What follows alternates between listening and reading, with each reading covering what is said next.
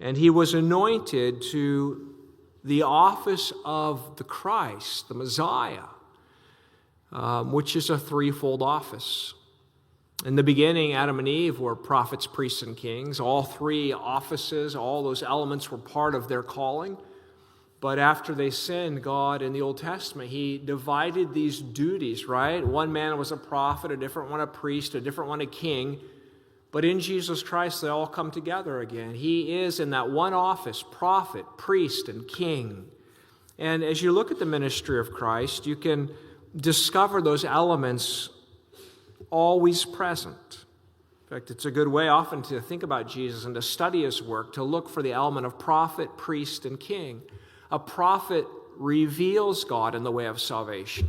A priest reconciles through sacrifice, and a king reigns. And you can find that revealing and reconciling and reigning element throughout the work of Jesus.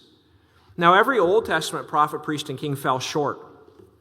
All right, some fell terribly short. They rebelled against God. They're awful kings at times, right? There were disobedient prophets. There were wayward priests who didn't respect God's holiness.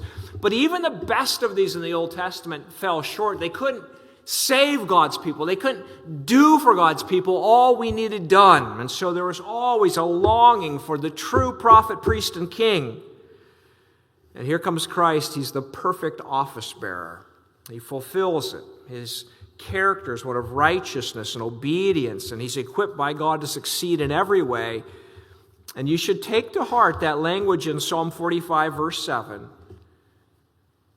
It said of him, of our Lord Jesus, you love righteousness and hate wickedness. Therefore God, your God, has anointed you with the oil of gladness more than your companions.